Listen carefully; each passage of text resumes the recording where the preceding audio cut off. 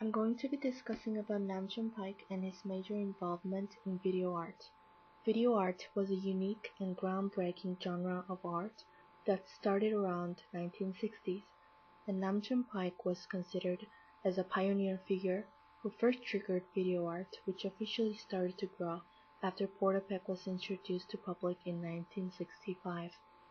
June Paik was not only the most famous artist in Korea, but also a well-known artist throughout the world due to his devotion in the beginning of video art.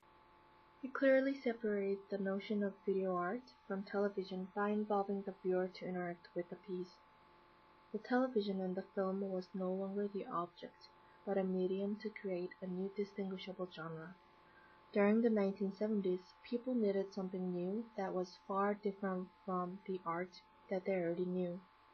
Along with the development of technology, people began to recognize that canvas is not the only medium of art, and lots of creative experimentation began. In Cross's essay, the notion of narcissism is emphasized as a major element in video art.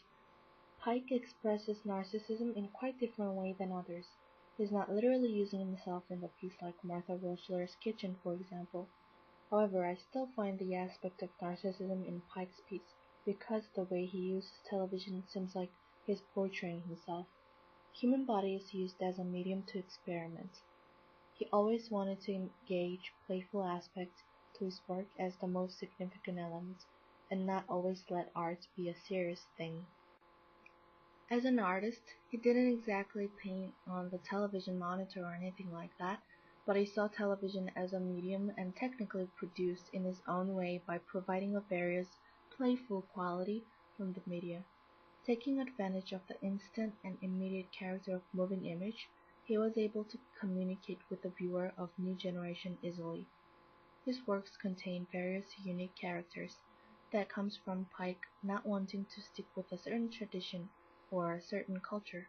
He used to work from place to place like Korea, Japan, Hong Kong, Germany, New York, and other European countries. Video art sought for its own entity to stand by itself as a unique and distinguished art genre.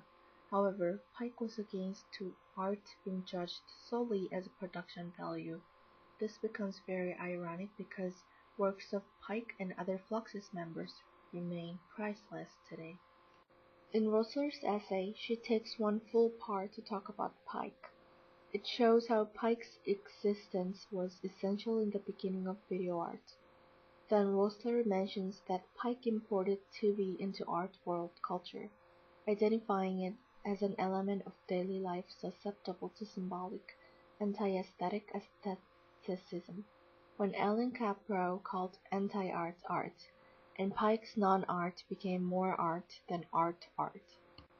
Also in John Hancock's essay on Paik, he says Paik's goal was to both humanize technology and remake it through a spirit of play and free-willing invention.